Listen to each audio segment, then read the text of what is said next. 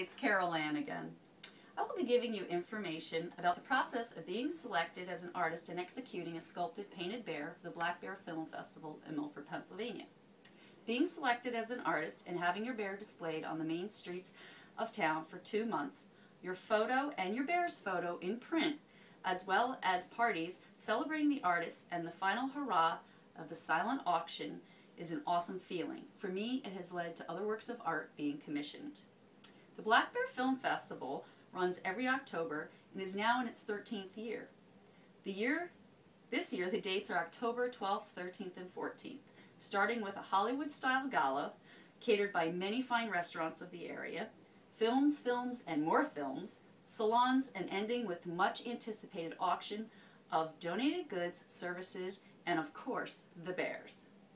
The festival mission is support of innovative and independent films, artistic expression, education, diversity and cultural enhancement, promotion of the region's clean air and water, abundance of wildlife, natural beauty, and the entities that protect them. Recognition of the area's history as the birthplace of the American Conservation Movement as a popular filmmaking location. So, the first step to submit a sketch of what your bear will look like and a name.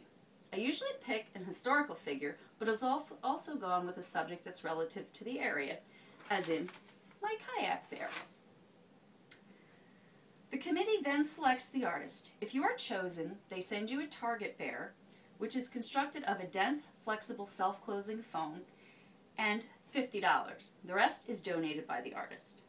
The bear comes in 3 pieces that need to be beaten together, and a protective coating that needs to be removed. Not an easy task, I might add.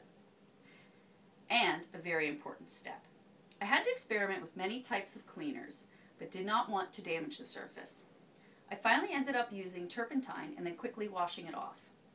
After drying, I used fine sandpaper to smooth out any rough edges. I cut the bear where needed and sculpt angles as needed. I have used chicken wire, metal rods, foam insulation, Bondo, which is used for car repair, and wood putty. I again sand where needed and put on a coat of white primer and sketch my design, along with many sketches, pictures, and reference material that I use to finish my bear. I like my bears to be as accurate as possible. The very first thing I paint on my bear are the eyes to bring him to life and to help guide me. The bears need to withstand weather and time, so selection of paints and materials that are used need very careful consideration. There is, as you can imagine, quite a bit of trial and error involved, including glue that you need to choose without melting the bear. The humidity in the air is also very important for drying time. The bears are received in May and displayed the first week in August. There have been many times where I did not get the coating off all the way, and the paint would come off in sheets, or I would leave it in the sun too long and it would blister and peel. Then I would have to remove all the paint and start over again. All of my bears have sold at auction for $1,000 or more. It has brought me great pleasure and a huge sense of accomplishment creating these bears, even though they are very time-consuming and sometimes extremely frustrating, as my family can attest to. I have created Napoleon Bonaparte, who now resides in a local attorney's office, Barrius Caesar, Captain Black Barrow, both of whom were purchased by an unknown, a kayak bear that is somewhere on a lake in New Jersey, and the Armed Forces bear, who was a salute to our troops, thanking them for everything they have done for us. He is now on display in the American Legion here in town.